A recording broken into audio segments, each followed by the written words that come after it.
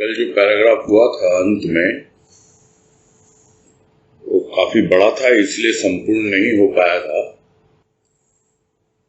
तो पहले तो उसको फिर से पढ़ेंगे और उसके बाद जो हो चुका उसे संक्षेप में करके और जो थोड़ा रह गया उस पर चर्चा करेंगे।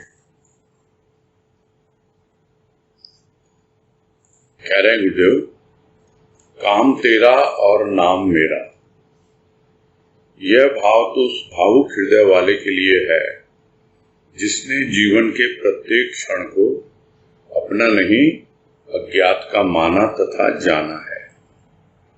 अज्ञात है संसार के अन्य जनों के लिए, किंतु उसके लिए अज्ञात प्राणों से भी अधिक प्रिय है। तभी वह बरबस कह उठता है, काम तेरा नाम मेरा। मेरा नाम, क्या मैं नाम का भूखा हूं? नाम का नहीं, तेरे नाम का भूखा ही हूं। अनेक जन्म हुए किंतु भूख न मिटी, बार बार मिट्टी में ही समाता गया। भूख न मिटी तेरे नाम की। तेरा नाम मिट्टी में समाने वाला नहीं, मिटा देता है जन्म जन्मांतर के विषयों की भूख। किंतु यह काम तेरा है अज्ञात। यह काम तेरा है अज्ञात और नाम दिलाता है अपने भक्त को, जिसे युगों तक स्मरण करती है दुनिया। क्या यह तेरी महती कृपा नहीं? स्वयं अज्ञात बना रहता है और भक्त को नामी बना देता है। तेरे काम अनोखे, तेरे धाम अनोखे। जहाँ सूर्य नहीं, चंद्र नहीं, दिवस नहीं, रात नहीं, प्यास नहीं, भूख नहीं, आहार नहीं, विहार नहीं, नहीं, हाँ नहीं, सुबह नहीं, शाम नहीं, विषाद नहीं, प्रमाद नहीं, वाद नहीं, विवाद नहीं, कथा नहीं, व्यथा नहीं, शून्य नहीं, पूर्ण नहीं, दुष्ट नहीं, शिष्ट नहीं, अवशिष्ट नहीं, विशिष्ट नहीं, राम नहीं, श्याम नहीं, अर्जुन नहीं, कृष्ण नहीं, वशिष्ठ नहीं, राम नहीं, धरा नहीं, धाम नहीं, संकेत नहीं, विभेद नहीं, रटना नहीं, भटकना नहीं, उष्ण नहीं, तीक्ष्ण नहीं, सूक्ष्म नहीं, स्थूल नहीं, जल नहीं, स्थल नहीं, पाप नहीं, पुण्य नहीं, गंगा नहीं, यमुना नहीं, देव नहीं, दानव नहीं, ऋषि नहीं, मुनि नहीं, भला नहीं, बुरा नहीं। वहां तू है अज्ञात, तू ही तू है। ये काम तेरा है, नाम चाहे तू जिसे दिला दे।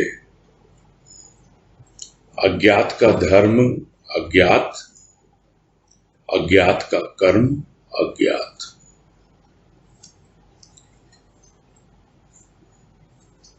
तो हमने कल इतना ही समझा था कि गुरुदेव यही कह रहे हैं और अपना अनुभव नाम नहीं ले रहे खुद का, लेकिन पूरी तरह से अपने ही बारे में वर्णन कर रहे हैं कि काम तेरा और नाम मेरा, यह भाव तो उस भावुक हृदय वाले का है। और भावुक हृदय तो बहुतों को मिलता है, ऐसा नहीं है, किंतु भाव की अनुभूति उस भावुक हृदय में आए और वो भाव कुछ इस तरह का हो कि काम तेरा और नाम मेरा, तब समझ में आए। और इतना ही नहीं, जीवन का प्रत्येक क्षण जो है उसको वो अपना नहीं मानता, क्योंकि वो तो समर्पित है उस अज्ञात के लिए। वो तो जो भी काम कर रहा है अज्ञात के निर्देशानुसार कर रहा है। अब नाम उसका हो रहा है या नहीं हो रहा है, वो भी उसकी ओर ध्यान नहीं देता।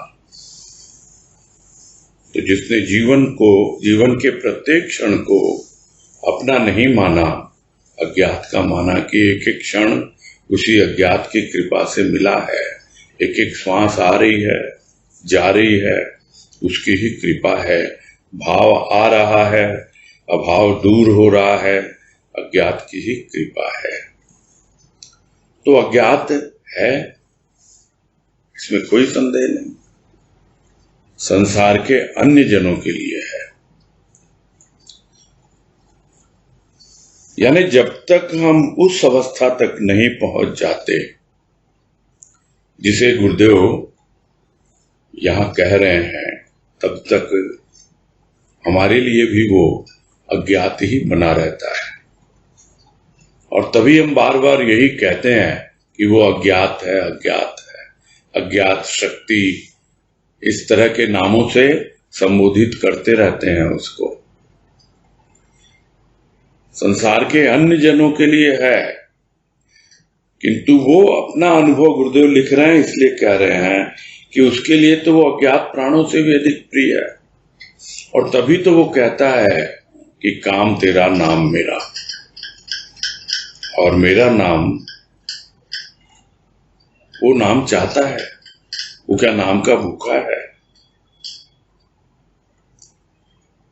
अपने नाम का नहीं, अपने प्रभु के नाम का भूखा।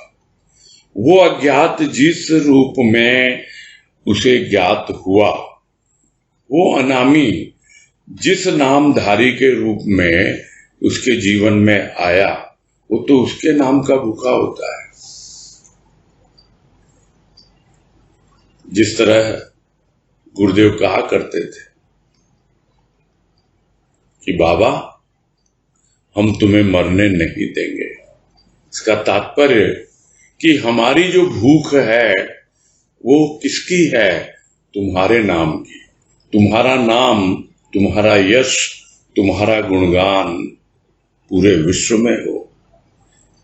यह होती है चाह उस भक्त की जिसने अपने भाव में उस अज्ञात को अनुभव किया है, जो अब उसके लिए अज्ञात नहीं रहा। तो फिर अपने नाम का भूखा। अनेक जन्म बीत गए, बार बार जन्म लिया, कितनी बार लिया, भूख मिटी नहीं। क्योंकि जो अपने नाम का भूखा होता है उसे बार बार आना पड़ता है, किंतु जो उसके नाम का भूखा होता है वो भी तो उस नाम को ढूंढता है कि कब वो नामधारी मेरे जीवन में आए, जिसे किसी भी नाम और रूप की संज्ञा दी जाए, ताकि मैं उस नाम के द्वारा अनामी तक पहुंचूं। जिस ज्ञात को मैंने अपने जीवन में जान लिया, उस ज्ञात के द्वारा मैं अज्ञात तक पहुंचूं। यह तो वो भी चाहता है। बार बार मिट्टी में समाता गया, किंतु यह भूख हमेशा बनी रही कि अभी भी मैंने अज्ञात को नहीं जाना, अभी भी मैंने उस अनामी को नहीं जाना। और समझ में आ गया कि तेरा नाम मिट्टी में समाने वाला नहीं है। अगर मिट्टी में समाएगा भी वो बीज, तो भी उसका रूप बदल जाएगा और मिटा देगा जन्म जन्मांतर की भूख और प्यास। किंतु यह काम किसका है? अज्ञात का है। हमें सोचना ही नहीं उसके बारे में, हमें तो बस भावपूर्ण ढंग से अपने भीतर बाहर जहां कहीं भी संभव हो उस अज्ञात की खोज करनी है। और जितना वो हमारे अनुभव में आता जाए उतना ही हम समझ लें कि हाँ, अब वो हमारे लिए अज्ञात नहीं है, हम उसे अनुभव कर रहे हैं, हम उसे जान रहे हैं, हमें उसका ज्ञान हो रहा है। जानना क्या है? ज्ञान। मानना क्या है? भक्ति। हम मान तो रहे ही हैं उसको, न जाने कितने वर्षों से उसकी भक्ति कर रहे हैं, उसकी शरण में हैं, किंतु अब हमें उसे जानना है, अब हमें ज्ञान प्राप्त करना है। और जब वो अज्ञात के लिए इस प्रकार आगे बढ़ता है तो फिर पता ही नहीं चलता कि किस प्रकार उस अज्ञात ने अपने भक्त को नाम दिला दिया और लोग उसे पहचानने लग गए और युगों तक उसे याद करते रहते हैं। तो क्या यह अज्ञात की महती कृपा नहीं है?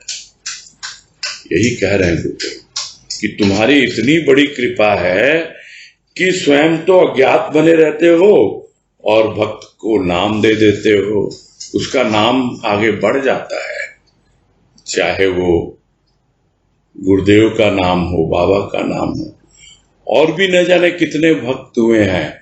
एक एक के नाम का महत्व नहीं है, यहाँ काम का महत्व है। और काम क्या? जो भी काम मैं कर रहा हूं वो उस अज्ञात का दिया हुआ है। किसी न किसी रूप में वो अज्ञात अपना काम करवा ही लेता है। जो उसे करने के लिए प्रस्तुत हो जाता है, अपना जीवन उसको सौंप देता है, अपने आप ही उसका नाम भी हो जाता है। और जो उसके लिए थोड़ा झिझकता है, हिचकता है, सोच विचार करता है, उसके लिए वो अज्ञात ही बना रहता है। भक्ति चलती रहेगी किंतु ज्ञान नहीं हो पाएगा, क्योंकि वो उसे जानना चाहता ही नहीं, पूरी तरह अपने आप को समर्पित करना चाहता ही नहीं। इसीलिए कल बात हुई थी कि हम जरा शांत होके बैठें और यह देखें कि आखिरकार हमें सत्संग से और संत से चाहिए तो क्या चाहिए, हमारी प्राथमिकता क्या है, फर्स्ट प्रायोरिटी क्या है, और उसी के आधार पर हमारा आगे का जीवन निर्धारित होता है। चलो कोई बात नहीं, जो बीत गई सो बीत गई, किंतु अभी भी समय है, बैठे शांत होकर विचार करें। हमें नाम नहीं चाहिए, किंतु हमें समझना है कि हमें क्या काम दिया उसने। काम क्या? हमारा कर्तव्य, करने योग्य। कर्तव्य सिर्फ स्थूल के ही होते हैं, लोग उसी को कर्तव्य समझते हैं। नहीं, मानव जन्म मिला है, मानव का क्या कर्तव्य है अपने प्रति, जो उसने अज्ञात ने उसे भेजा है मनुष्य बनाकर, उसके प्रति।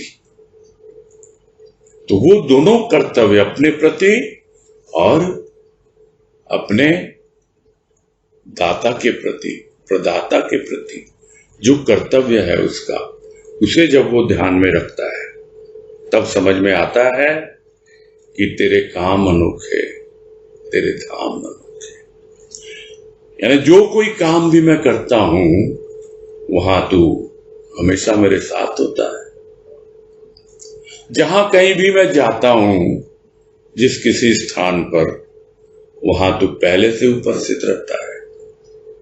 यही तो तेरी कृपा है कि तेरे काम अनोखे, तेरे धाम अनोखे, और ऐसे अनोखे कि जहां पर प्रकृति का कोई लेन देन नहीं है, न स्थूल प्रकृति का और न सूक्ष्म प्रकृति का। यदि इन दो शब्दों में ही ये बात को समझ लिया जाए तो जितने उदाहरण गुरुदेव ने यहाँ दिए हैं सब समझ में आ जाएंगे। स्थूल प्रकृति वहां नहीं है जहां वो अज्ञात है।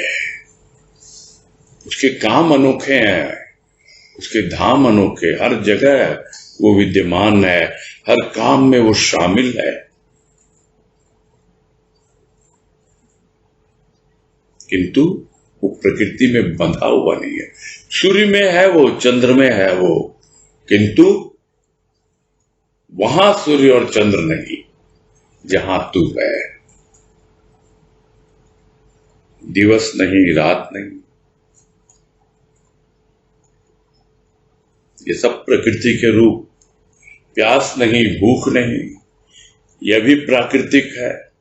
भूख लगती है, प्यास लगती है। आहार नहीं, विहार नहीं। आहार भोजन वो तो ठीक है, प्राकृतिक है। विहार थोड़ा कम प्राकृतिक है। हर कोई विहार के लिए नहीं निकलता। विहार यानी घूमना फिरना, सबकी अपनी अपनी समझ होती है, अपनी अपनी चॉइस होती है। तो इस हिसाब से सूक्ष्म की प्रकृति आने लगती है कि आहार नहीं है, क्योंकि आहार तो प्राकृतिक है, विहार भी नहीं है वहां। यानी सूक्ष्म प्रकृति की शुरुआत, भाई हम जाते हैं बाहर घूमने फिरने, बाहर के प्राकृतिक सौंदर्य का आनंद उठाते हैं, किंतु हमारे भीतर की प्रकृति भी तो प्रफुल्लित होती है। किंतु वो एक ऐसी जगह है जहां विहार भी नहीं है। और जो कुछ भी हम कहते हैं हाँ हाँ ना ना, क्योंकि जहां हाँ आएगा वहां ना भी आएगा। हाँ और ना के ऊपर उठना है। एक अवस्था बनती है जहां हमें हाँ कहना पड़ता है, और उसी को कहा जाता है स्वीकृति। यानी हम स्वीकार करते हैं। किंतु जैसे जैसे हाँ कहते कहते, स्वीकार करते करते सारी विकृति दूर हो जाती है, विकार दूर हो जाते हैं, तो उसके बाद हाँ की कोई आवश्यकता नहीं रहती। एकदम सहज हो जाता है जीवन। अब चूंकि हाँ नहीं है इसलिए ना नहीं है। उसी प्रकार क्योंकि सुबह नहीं है तो शाम नहीं है। और विषाद क्या है? विषाद है दुख, परेशानी, तो वो भी नहीं है। भीतर की प्रकृति में बहुत जल्दी हो जाती है यह अवस्था। साथ साथ प्रमाद क्या है? आलस्य और भ्रम का मिश्रण है। अन्यथा हम समझते हैं कि आलस्य ही प्रमाद कहलाता है, किंतु वास्तव में थोड़ा आलस प्राकृतिक यानी शरीर का, स्थूल प्रकृति का, और थोड़ा आलस्य सूक्ष्म की प्रकृति का, यानी हमारे मन बुद्धि इत्यादि में, वो क्या है? भ्रम है। तो इस प्रकार जब भीतर का आलस आता है और बाहर का आलस भी जुड़ जाता है, तब वो प्रमाद की स्थिति बनती है। तो जहां वाद नहीं, विवाद नहीं, वाद जैसे अनेक मतांतर चले हुए हैं, वैसे ही अनेक वाद हैं। ये विशेषकर ग्रंथों में बहुत मिल जाएंगे, साहित्य में मिल जाएंगे। रहस्यवाद, छायावाद और भी न जाने क्या क्या वाद। तो यह शाखा प्रशाखा है। यानी एक किसी ने बात रखी और फिर वो आगे बढ़ाई, फिर एक और शाखा निकल गई उसमें से। तो वही है मत मतांतर। और मत मतांतर क्यों आते हैं? क्योंकि मतैक्य नहीं होता, यानी एकता नहीं है। हम दूसरे से सहमत नहीं होते, इसीलिए वाद जो है विवाद में परिवर्तित हो जाता है। तो वहां दोनों ही नहीं है। विवाद यानी बहस होती है, फिर आप ये रास्ता अपनाओ, हम ये रास्ता अपनाते हैं। और न जाने ग्रंथों में कितने ग्रंथ रच दिए गए और उसे तर्क कहा गया, उसे मीमांसा कहा गया। विवेचन कहा गया, किंतु ये सब हैं वाद और विवाद के ही रूप। दूसरी ओर लोग कथाएं करते हैं ग्रंथों के नाम पर, तो वहां कथा भी नहीं है, और सोचते हैं कि व्यथा दूर हो जाएगी, जो भी परेशानी है, जो भी दुख कष्ट है, दूर हो जाएगा। किंतु वहां पहुंचने के बाद ये सब चीजों का ख्याल ही नहीं आता, है कि नहीं वहां। और यहां तक कि अल्टीमेट बता दिया आगे गुरुदेव ने कि लोग बातें करते वहां क्या होता है, शून्य होता है। कोई कहता है वहां क्या होता है, पूर्ण होता है। बोला न शून्य है न पूर्ण है, यह सब दिमागी उपज है। जो वहां पहुंच जाता है जहां वो अज्ञात है, वहां वो भी अज्ञात हो जाता है, वो भी लोप हो जाता है, वो भी मिस्टर इंडिया हो जाता है, गायब हो जाता है, होता ही नहीं, कुछ नहीं होता। न स्थूल प्रकृति, न सूक्ष्म प्रकृति, न भाव, कुछ भी नहीं होता, बस वो अज्ञात रहता है। तू भी अज्ञात, मैं भी अज्ञात। अब लोग इसीलिए उसको शून्य कह देते हैं, इसीलिए उसको पूर्ण कह देते हैं। किंतु गुरुदेव समझा रहे हैं वो जो अज्ञात है, वो अज्ञात इसीलिए बना रहता है क्योंकि वहां पहुंचने के बाद भी उसका पूर्ण परिचय नहीं मिलता। तो पूर्ण परिचय नहीं मिलता क्योंकि परिचय के लिए एक दूरी चाहिए। जब दोनों एकाकार हो गए तो कौन किसका परिचय देगा, कौन किसको बतलाएगा कि मैं कौन हूं। इसीलिए पहले भी जो बात आई कि जहां मैं भी नहीं तू भी नहीं, वहां वह है। तो जहां शून्य नहीं, पूर्ण नहीं, वहां पर वह है, और वो वह अज्ञात। दुष्ट नहीं, शिष्ट नहीं, ये भी दो प्रकार की प्रकृति होती है लोगों की। अवशिष्ट नहीं, विशिष्ट नहीं, कुछ भी कर लेंगे और उसका जो अवशेष बचेगा वो फल के रूप में है। तो लोग क्या सोचते हैं, ये फल मिला अच्छा नहीं था, ये तो मुझे कुछ विशेष फल चाहिए, तो विशेष कर्म करेंगे, क्योंकि अभी तक तो बचा खुचा मिलता रहा, अवशेष मिलता रहा, अब कुछ विशेष करें। तो दोनों ही वहां नहीं है, न अवशिष्ट है न विशेष है। वहां राम नहीं, श्याम नहीं, क्योंकि राम और श्याम तो अवतारी हैं। वो तो उसी अज्ञात की शक्ति लेकर के इस धरा पर आते हैं। उसी प्रकार अर्जुन नहीं, कृष्ण नहीं, वशिष्ठ नहीं, राम नहीं, यानी न गुरु है न शिष्य है, धरा नहीं, धाम नहीं। जब पृथ्वी नहीं है तो कोई उसका स्थान क्या होगा।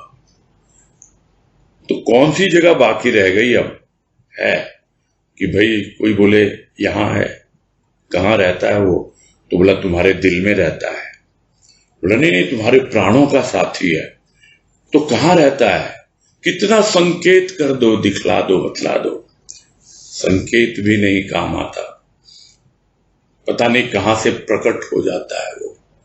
जहां सोचा नहीं वहां से आ गया वो, और वो अज्ञात बतला गया कि मैं ही हूं जिसे तू खोज रहा है। जहां संकेत नहीं, विभेद नहीं, क्योंकि फिर मीन में एक निकालना पड़ता है, विभेद करना पड़ता है, ये सही ये गलत। संकेत तो कर दिया किसी ने, किंतु हम यदि समझ नहीं पाए तो तर्क बुद्धि से भेद विभेद करना पड़ता है। वो सब कुछ भी नहीं है वहां। बहुत से लोग नाम रटते रहते हैं कि भाई चलो इस बहाने हम पहुंच जाएंगे वहां, वो सब छोड़ना पड़ेगा।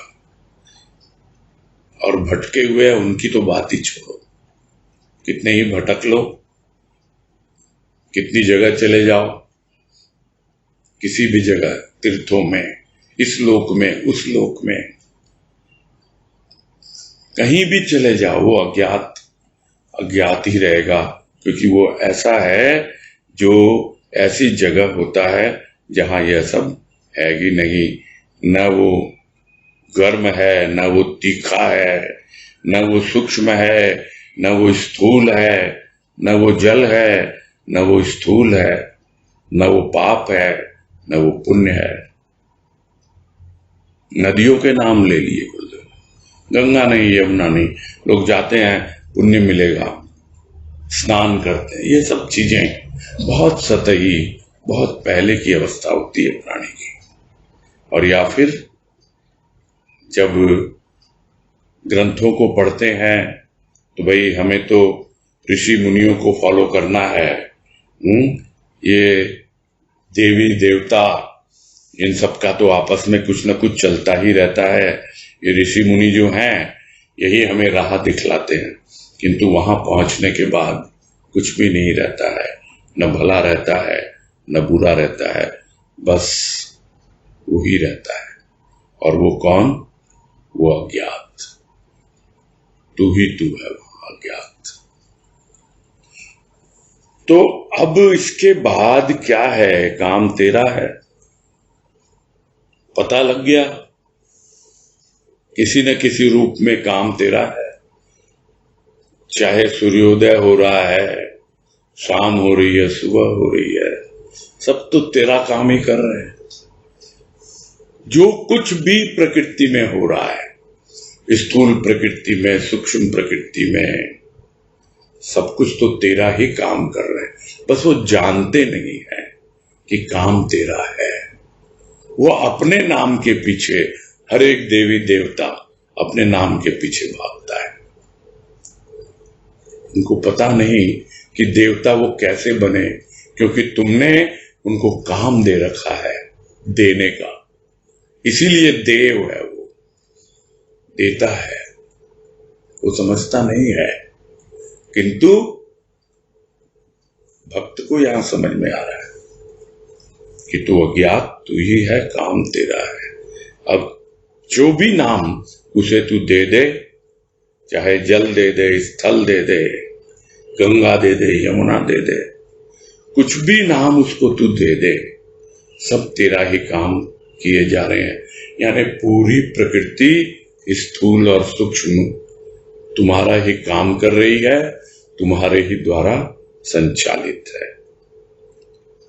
तो जो भी तुम्हारा धर्म है, तुम तो उसको चला रहे हो प्रकृति के माध्यम से, किंतु फिर भी वो अज्ञात ही बना रहता है कि वास्तव में तुम्हारा धर्म क्या है। कौन से धर्म की राह मैं पकड़ूं ताकि मैं अज्ञात तक पहुंच जाऊं। किंतु तुम्हारा धर्म अज्ञात रहता है, कर्म अज्ञात रहता है, इतनी आसानी से कोई जान नहीं पाता है उसे। आज कहते हैं विश्व में धर्म और कर्म की चर्चा ही प्रधान। धर्म और कर्म का मर्म भी सरल नहीं। भिन्न रुचि, भिन्न धर्म, भिन्न कर्म, भिन्न परिणाम। परिणाम शुभ अशुभ, अशुभ में परिवर्तन, कभी सफल कभी असफल, असफल पतन, सफल उत्थान। उत्थान और पतन तरंग के दो रूप, कभी गगन चुंबी उत्ताल तरंग, कभी रसातल स्पर्शी निम्न तरंग। देश का इतिहास, जाति की कथा, मनुष्य की व्यथा तथा प्रसन्नता का खेल ही तो होता आ रहा है, जिसे मनुष्य आश्चर्य तथा भय से पढ़ता आ रहा है। अज्ञात का काम अज्ञात ही रहा। जिन्होंने जाना वे चुप ही रहे। ऐसा होता आया है, ऐसा ही होता रहेगा। फिर मनुष्य संत्रस्त क्यों, भयभीत क्यों? अज्ञात को नहीं जानता, उसके कर्म को नहीं पहचानता। ग्रंथ कथाओं से परिपूर्ण साहित्य मन को अवसाद तथा उल्लास देता रहा है, किंतु अज्ञात यदि अज्ञात ही बना रहा तो शांति कहां, संतोष कहां? कहां है वह अज्ञात जो सब कुछ करता हुआ भी अज्ञात है? मनुष्य का किया हुआ कार्य मनुष्य देखता है, किंतु अज्ञात का काम अज्ञात ही रहता है जब तक कि अज्ञात से परिचय न हो। प्रधानता मनुष्य की या अज्ञात की? अज्ञात की। यदि कहा जाए अज्ञात की यदि कहा जाए तो अनेक बुद्धि प्रधान चिल्ला उठेंगे, कहां है अज्ञात? मनुष्य ने ही लोक को सुंदर बनाया है। कैसे विश्वास करे वह मनुष्य जो अज्ञात को जानता है? मनुष्य का नाम, अज्ञात का काम। यह रहस्य नहीं, रसमय स्पष्ट है। और ये पैराग्राफ भी थोड़ा बड़ा है, किंतु इसमें एक तारतम्य है, एक अलग ढंग से गुरुदेव ने व्यक्त किया है कि पूरे संसार में या तो धर्म की बातें होती हैं या कर्म की बातें होती हैं, और या फिर दोनों की ही बातें होती हैं, किंतु दोनों का मर्म समझना, धर्म और कर्म का मर्म समझना आसान नहीं है। क्यों? क्योंकि सारे धर्मों के मूल में अज्ञात रहता है और अज्ञात का धर्म भी अज्ञात ही बना रहता है। और सारे कर्मों के मूल में, यानी जो भी काम है उसके मूल में भी अज्ञात ही रहता है और वो कर्म भी अज्ञात बना रहता है। प्राणी तो नाम के लिए काम करता है, यह सोच के थोड़ी काम करता है कि अज्ञात का दिया हुआ काम मैं कर रहा हूं। यह मर्म है, मैं कौन से धर्म का पालन कर रहा हूं? सब तो मानवकृत धर्म है, तो फिर अज्ञात का धर्म कौन सा? उसी की तो खोज होती है। पहुंच कर भी पता नहीं लगता कि उसका धर्म क्या है, कर्म क्या है। बस यह पता है वो कर्म करता है, किस रूप में करता है? मनुष्य के रूप में। किस मनुष्य के रूप में? जिसमें वो समा जाता है। जो मनुष्य उस कर्म का मर्म जान लेता है कि जो काम मैं कर रहा हूं वो काम उस अज्ञात का दिया हुआ काम है। और धर्म का मर्म तो यही है कि जो धरा हुआ है, जो मेरे भीतर जन्म जन्मांतर से, और वो कौन है? वही तो अज्ञात है। वहां तक पहुंचना है। यही मेरा धर्म है। अभी तक मानव कृत धर्म को अपनाया, अब मानव धर्म को अपनाए प्राणी। कि मानव का धर्म क्या है? मानव का धर्म है अपने भीतर छिपे हुए गहराई में उस अज्ञात को खोजे, पहचाने। यदि यह धर्म और कर्म का मर्म सरलता से समझ ले तो बहुत बड़ी बात है। अन्यथा धर्म और कर्म का मर्म भी सरल नहीं है, क्योंकि भिन्न भिन्न रुचि है, भिन्न भिन्न धर्म है। बाहर दुनिया में धर्म बहुत है, रुचियां भी भिन्न है। वैसे ही है सत्संग में भी हम देखते हैं। कहने को तो हम कहेंगे हम उसी सत्संग में हैं, किंतु सबकी रुचि अलग अलग है और सब अपने ढंग से ही चल रहे हैं। वो जानते नहीं हैं कि वो अज्ञात की ओर ही जा रहे हैं, किंतु हो सकता है उनका रास्ता थोड़ा लंबा हो। जो खोजेगा, जो उसके प्रति जिज्ञासा रखेगा, वो अज्ञात उसके लिए अज्ञात नहीं रहता है। जिसे गुरुदेव ने शुरू में ही कहा कि वो ज्ञेय होने लगता है। किसके द्वारा? ज्ञान के द्वारा। इसीलिए यह तो एक ऐसी सीधी और सरल रेखा है कि हम जहां हैं वहां से अज्ञात की जो दूरी है, एक बिंदु पे हम, दूसरे बिंदु पे अज्ञात, तो सीधी और सरल रेखा, उसकी खोज में लग जाओ, जल्दी से जल्दी पहुंचोगे। ज्ञान मिलता जाएगा, जानते जाओगे, वो अज्ञेय नहीं रहेगा। फिर भी पहुंचने के बाद क्या होता है वो उसकी मर्जी। किंतु रास्ता सबसे सहज सरल यही है। जिस तरह दो बिंदुओं के बीच की दूरी, सरल रेखा ही कम से कम होती है। बाकी सब रेखाएं वक्र रेखा आड़ी टेढ़ी होके चलती हैं, पहुंचेंगे वही। ऐसा कुछ है कि नहीं, सब वही पहुंचेंगे। आज नहीं तो कल, कल नहीं तो परसों, सब उसी की ओर बढ़ रहे हैं। सबकी अपनी अपनी रुचि है और अपनी अपनी रुचि के अनुसार सबने धर्म की व्याख्या अपनी अपनी की है और उसी के अनुसार वो आगे बढ़ रहे हैं और उसी के अनुसार उनके भिन्न कर्म होते हैं और कर्म भिन्न होंगे तो उनके परिणाम भी भिन्न होंगे। और जो भिन्न परिणाम होते हैं वो क्या है?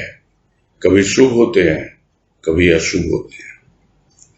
तो जब शुभ हो गए तब क्या हुआ? तब तो हमें पता लग गया कि हाँ भाई, यह अज्ञात की कृपा है कि हमें अपने कर्मों का शुभ फल मिला, परिणाम शुभ हो रहा है। अपने आप ही हमारी खोज, हमारा भीतर वाला बता देगा कि तू सही दिशा में आगे बढ़ रहा है, तो शुभ परिणाम बतला देते हैं। तो वहां हमें राह बदलने की कोई आवश्यकता नहीं। हम जिस दिशा में चल रहे हैं चलते चले जाएं, लेकिन कभी कभी परिणाम अशुभ भी हो जाता है। तो अशुभ में परिवर्तन आवश्यक है।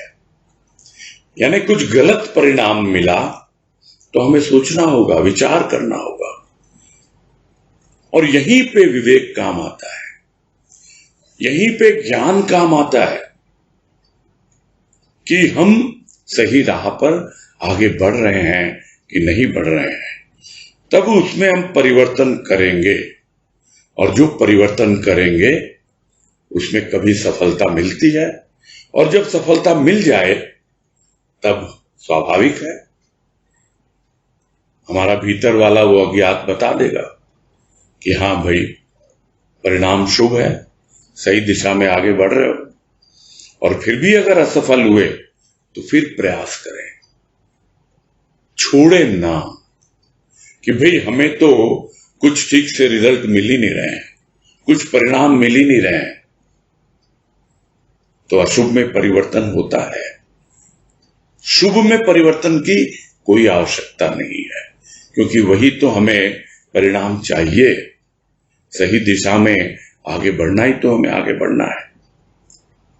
हाँ, अशुभ है, चेंज करें, अपनी स्ट्रैटेजी चेंज करें, अपने तौर तरीके चेंज करें और दिशा फिर से ध्यान दें कि हमारे पास जो नेविगेटर है, जो जीपीएस सिस्टम है, कहीं वो करप्ट तो नहीं है, हम ठीक दिशा में बढ़ रहे हैं ना, कहीं हम शॉर्टकट लेने के चक्कर में गलियों में तो नहीं फंस गए। ये सब बातें बड़े ध्यान पूर्वक, ये उदाहरण से हमें आसानी से समझ में आ जाती है। और आजकल ये काफी चल रहा है जीपीएस, इसलिए समझने के लिए तब हमें बदलना पड़ता है रास्ता, तब हम सही दिशा पकड़ते हैं। और जब जब असफल परिणाम होते हैं तो हम नीचे गिरते हैं, स्वाभाविक है, पतन होता है। और जब जब सफल होता है तो उत्थान होता है, ऊपर उठते हैं। किंतु यही जीवन है। ये जो जीवन है एक सागर की तरह है, लहरें उठती हैं और नीचे गिर जाती हैं, कभी उत्थान होता है, कभी पतन होता है। यही दो रूप हैं। जिस तरह कभी गगन चुंबी उत्ताल तरंग इतनी ऊंची है, और कभी रसातल स्पर्शी, यानी इतना आदमी डिप्रेशन में चला जाएगा कभी, और कभी इतना हाई फाई, इतना। ज्यादातर लोगों के जीवन में देखा जाता है सहज और सरल ढंग से जीवन जीना, वो तो आता ही नहीं है। और यही चलता आ रहा है। उससे सीखे प्राणी कि हमें किस प्रकार उस अज्ञात की ओर आगे बढ़ना है। क्योंकि देश का इतिहास, जाति की कथा और मनुष्य की व्यथा और प्रसन्नता, यही सब खेल तो होते आ रहे हैं और यही सब पढ़ता आ रहा है। कितने ग्रंथ पढ़ लो, कितनी कथाएं पढ़ लो, कितना इतिहास पढ़ लो, कभी पढ़ के बड़ा आश्चर्य लगता है। अच्छा, ऐसे महापुरुष भी हुए हैं, ऐसे भी राजा महाराजा हुए हैं। और कभी भयभीत होता है, अरे ऐसे आतताई आए, इतना उन्होंने लोगों को कष्ट दिया, इतनी मारकाट मचाई, भयभीत हो जाते हैं। उसी तरह बहुत से पुराणों में स्वर्ग की बातें होती हैं। अच्छा, इतना आनंद मिलता है वहां, इतना सुख मिलता है। और फिर नरक की यातनाओं की बात होती है, भयभीत होने लगता है। तो यही सब तो होता आया है और हो रहा है। कहां अज्ञात की ओर कहां ध्यान दिया।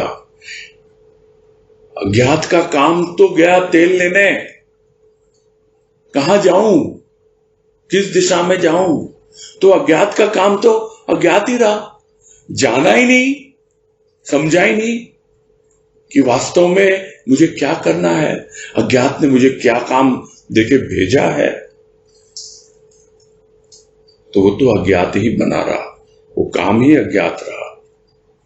और जिन लोगों ने जान लिया, उस राह पे चल पड़े और वहां तक पहुंच गए, वो ज्यादातर चुप ही रहे। अब चुप क्यों रहे वो समझ में आता है, क्योंकि कोई उनकी बात समझने को तैयार नहीं है, कोई उसके लिए प्रस्तुत नहीं है। सब लोग तो अपने अपने ढंग से, अपनी अपनी रुचियों के अनुसार, अपने अपने धर्म, अपने अपने ग्रंथ, अपनी अपनी ढफली, अपना राग, बस इसी में चल रहे हैं सब लोग। तो किसको क्या बताए वो। तो ऐसे लोग चुप ही रहे, और ऐसा होता आया है, होता रहेगा। समझ में आना चाहिए कि क्यों हम संत्रस्त हैं, क्यों भयभीत हैं, क्यों परेशान हो रहे हैं, क्यों दुखी हो रहे हैं, क्यों डर डर के जी रहे हैं। उसका कारण गुरुदेव बता रहे हैं। उसका कारण एकमात्र यही है कि अज्ञात को नहीं जानता, उसके कर्म को नहीं पहचानता। यही कारण है कि वो संत्रस्त है, भयभीत है, दुखी है, परेशान है, यहां से वहां भटक रहा है, कभी इस राह कभी उस राह, कभी ये कर लूं कभी वो कर लूं, और कहीं भी उसको चैन नहीं मिल रहा है। तो थोड़ा बहुत अज्ञात को जानता और अज्ञात के कर्म को पहचानता तो शायद कुछ उसे पता लगता। किंतु कर क्या रहा है वो तो कथाओं से जो परिपूर्ण ग्रंथ है, उसी साहित्य में उलझा हुआ है। तरह तरह की कथाएं होती रहती है, कथाएं देखते हैं हम जगह जगह। अभी फिलहाल पिछले 5-6 महीने से, क्योंकि प्राकृतिक अवस्था कुछ ऐसी है इसलिए यह सब बंद है, अन्यथा इसी में तो लगे हुए हैं लोग। कभी तो बहुत खुश हो जाता है, उल्लास से भर जाता है, और कभी एकदम अवसाद से घिर जाता है। जो पहले भी बताया कि कभी गगनचुंबी उत्ताल तरंग और कभी रसातल स्पर्शी निम्न तरंग, लोज एंड हाइज, इसी को कहा जाता है। एक्सट्रीम्स में जीते हैं ऐसे लोग, थोड़े से में उछलने लगते हैं और थोड़े से में ही मिट्टी में घुस जाते हैं। रसातल क्या है? बिल्कुल मिट्टी में घुस गए, एकदम अवसाद से घिर जाते हैं। ये कह रहे हैं गुरुदेव, यहां डिप्रेशन में चले जाते हैं। ये हालत है।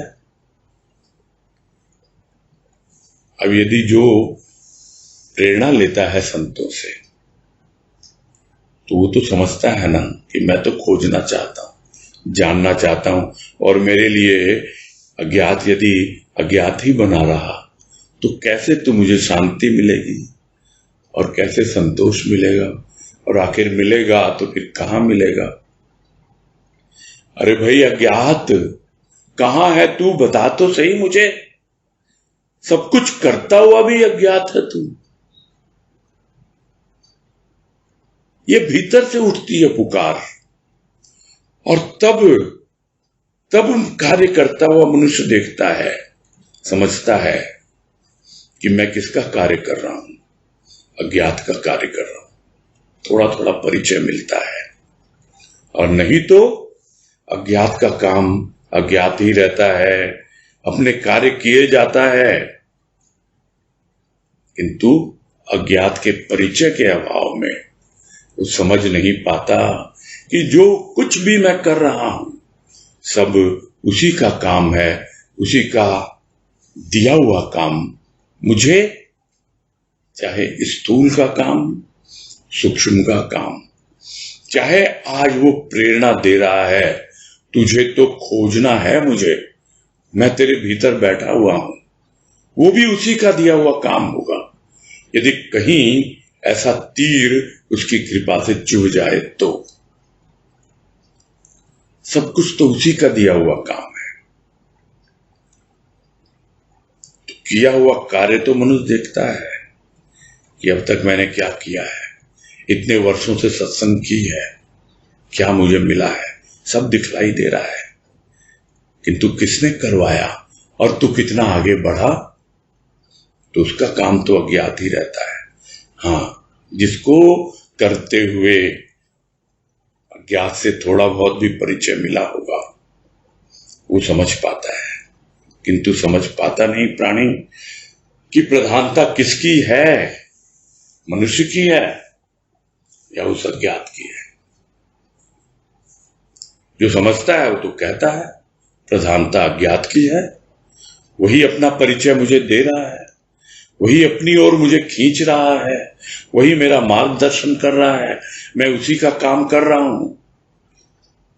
वो बीच बीच में संभालता रहता है कि देखूं तो सही मेरा बालक सही दिशा में आगे बढ़ रहा है कि नहीं, जो काम मैंने दिया उसको पूरी जिम्मेदारी से निभा रहा है कि नहीं, सब चेक करता रहता है वो। और जहां कहीं हम थोड़े से इधर उधर आलस और प्रमाद में घिरते हैं, फिर वो हमें सही दिशा दिखा देता है। तो वो जानता है कि प्रधानता तो उसी की है, और यदि कोई कहे कि अज्ञात की प्रधानता, तो जो बुद्धि प्रधान है वो तो चिल्ला उठेंगे, क्योंकि उनका काम तो वाद विवाद करना है, तर्क वितर्क, इसके अलावा कुछ नहीं। कि कहां है अज्ञात, दिखाओ मुझे।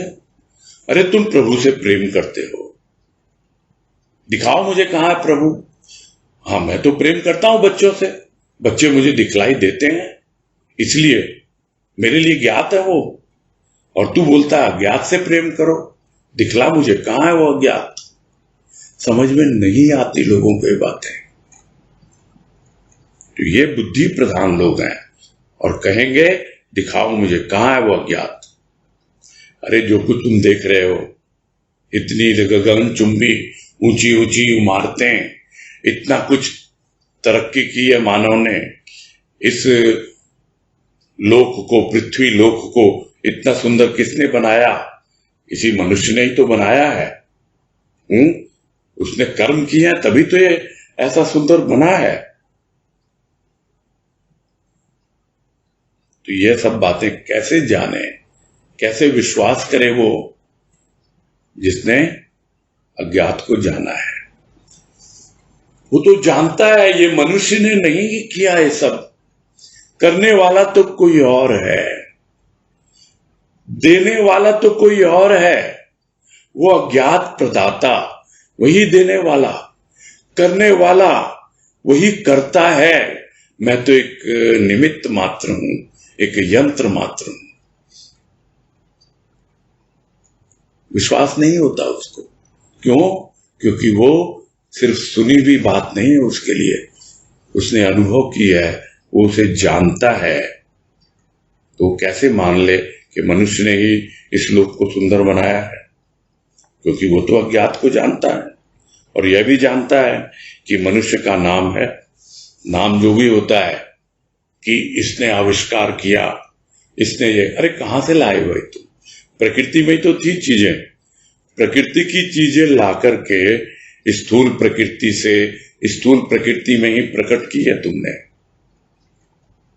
कुछ करते अपना भीतर का परिवर्तन और फिर उसकी भी यदि क्रेडिट खुद ही लोगे तब तो अहंकार तुम्हें 1 मिनट में नीचे गिरा देगा। यदि तुम अपने नाम के लिए कर रहे हो तो वो नाम रहता नहीं है, किंतु जिसे मालूम है वो अज्ञात का काम है, फिर भी यदि मनुष्य का नाम होता है तो उसे समझ में आ जाता है कि यह कोई रहस्य नहीं, अब यह तो अब मेरे लिए स्पष्ट हो गया। किस तरह स्पष्ट हुआ? उसके प्रेम और भाव के रस में डूब करके ही मैं इस मार्ग पर आगे बढ़ता रहा हूं और आज वो अज्ञात मेरे लिए अज्ञात नहीं है, उसका एक सूक्ष्म रूप मेरे अनुभव में आ गया और वो है प्रेम और भाव, जो मुझे हमेशा ज्ञात रहता है। तो कैसे कोई कह दे कि वो अज्ञात है? काम उसका है, वो काम करना है, प्रेम और भाव से करना है, वही करवाता है। नाम होता है, नहीं होता है, और अगर उसका ही नाम, उसका ही काम, उससे बढ़िया क्या है?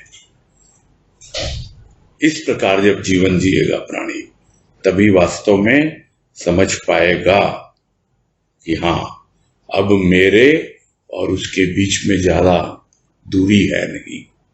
बहुत सहज और सरल होकर प्रेम और भाव से अपना जीवन बिता रहा है। बस यही पूरा करते हैं।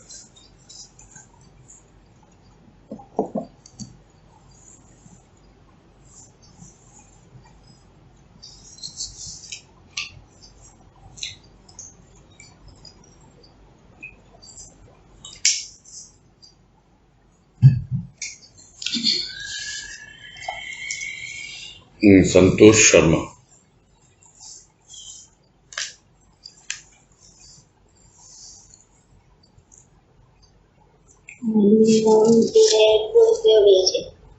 हेलो। हरिओम, जय गुरुदेव। हाँ हरिओम, जय गुरुदेव। हाँ, पहले आवाज उतनी ठीक से नहीं आ रही थी। हाँ भैया जी, अभी आपने कहा ना जैसे मानवकृत कार्य और मानव कार्य, इसको थोड़ा सा एक्सप्लेन कर दीजिए। मानवकृत धर्म, मानवकृत धर्म के बारे, हाँ उसको थोड़ा सा एक्सप्लेन कर। मानवकृत धर्म के बारे में तो गुरुदेव ने इसी पुस्तक में एक लेख लिखा हुआ है, धर्म है या शिष्टाचार। तो जो भी मानवकृत हैं, यानी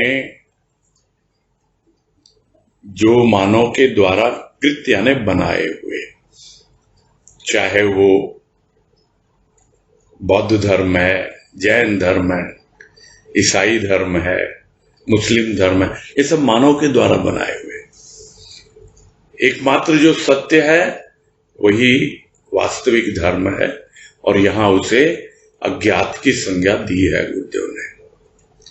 तो मानव कृत धर्म अपनी जगह है, और मानव धर्म जो है वो उसके भीतर धरा हुआ है, वो सत्य कहें और या फिर उसे हम अज्ञात कहें, बात एक ही है।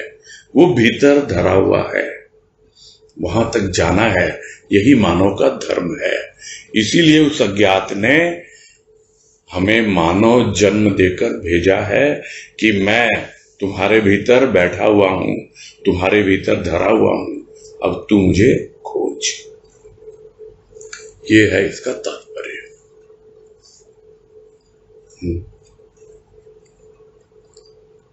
ठीक है, चलो चले गए, कोई बात नहीं। उम्मीद है क्लियर हो गया होगा उनको। नेक्स्ट, तनुश्री शर्मा।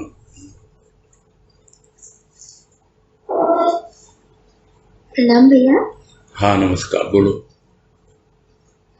जैसे आज बार बार बात आई कि अज्ञात में उसको हमको कुछ काम करने के लिए भेजा है दुनिया में, तो इसका मतलब इसका मतलब ये लें कि हमको अपने को जानना है या आनंद मनाना है, जैसे हम बोलते हैं, उसके लिए भेजा है, या फिर लाइफ में भी हम जो भी कुछ करेंगे, चाहे हम चाहे अपना जॉब हो या पर्सनल लाइफ, जो भी हो, सब कुछ पहले से ही उसने तय कर रखा है। हाँ जी, उस एंगल से आपको समझना है कि उसी का है, सब निश्चित किया हुआ। वो तब मालूम पड़ता है जब आपने अपना भाग्य उसको सौंप दिया हो।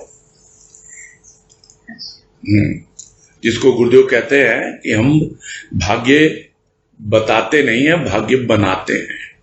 बनाते हैं का मतलब क्या है कि यदि आप इधर उधर भटक भी रहे होगे ना, हम आपको सही जगह पे ले आएंगे। अपने दैनिक कार्य करते हुए भी आपको कभी भी इस तरह की फीलिंग नहीं होगी कि ये काम मेरे लिए बोझ है, क्योंकि आप उस वक्त इस भाव से वो काम कर रहे होगे कि मेरे प्रभु का दिया हुआ काम है। उसी तरह आपको पता है, अब तक सत्संग करते रहे, भक्ति करते रहे, अब वो मुझे काम सौंप रहा है कि मैं तेरे भीतर बैठा हूं, मुझे खोज, अपने आप को जान। अपने आप को जान का मतलब क्या है कि मैं ही तो हूं तुम्हारे भीतर, मैं अज्ञात बना हूं तुम्हारे लिए, और तुमको दिए हैं साधन प्रेम और भाव के रूप में, उसको लेके तू आगे बढ़, और उसमें हर पग पग पे मैं तुम्हें अपना परिचय देता रहूंगा।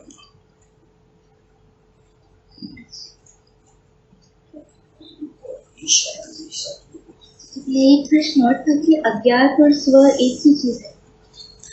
वो अलग अलग जगह है, अलग अलग ढंग से बातें की गई हैं। स्व का कॉन्सेप्ट तो बिल्कुल डिफरेंट है। आप यहां पर उस अज्ञात को कुछ भी कह सकते हो, सत्य कह सकते हो, क्योंकि उस अज्ञात की शक्ति को लेकर ही जो अवतारी है वो आते हैं। उस अज्ञात की शक्ति पर ही सृष्टिकर्ता ने सृष्टि की रचना की है।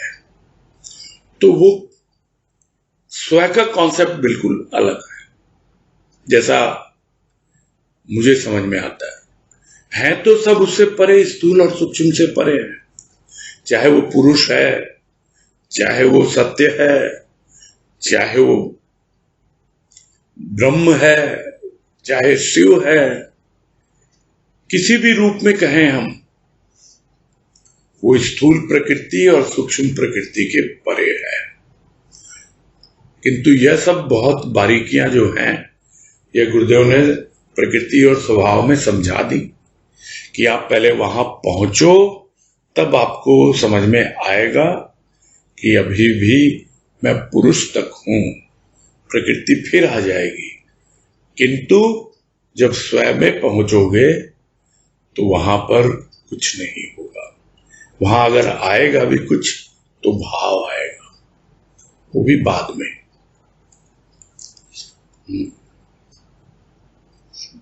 ठीक है भैया, लास्ट एक छोटा सा डाउट था कि स्व और स्वभाव एक ही चीज होती है?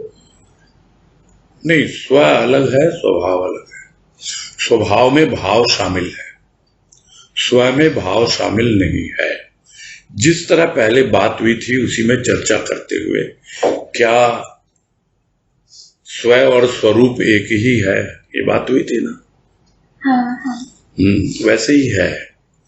जब रूप से आप अरूप में जाओगे और अरूप से स्वरूप में जाओगे, यानी स्थूल से सूक्ष्म और सूक्ष्म के परे, और जब रूप हट जाएगा तब स्व रह जाएगा।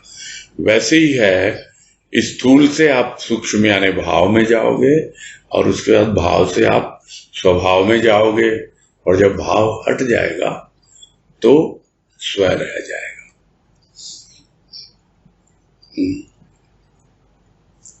ठीक है, धन्यवाद, प्रणाम, हरिओम। हरिओम।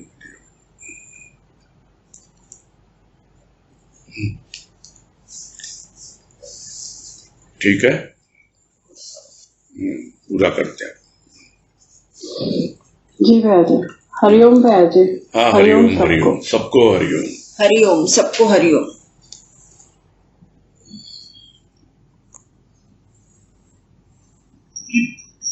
हरिओम भैया। हरिओम हरिओम, सबको हरिओम। हरिओम हरिओम। हरिओम, सबको हरिओम, सबको हरिओम। हरिओम हरिओम। हाँ, हरिओम हरिओम। सबको हरिओम हरिओम। हरिओम हरिओम भैया। हाँ, सबको हरिओम।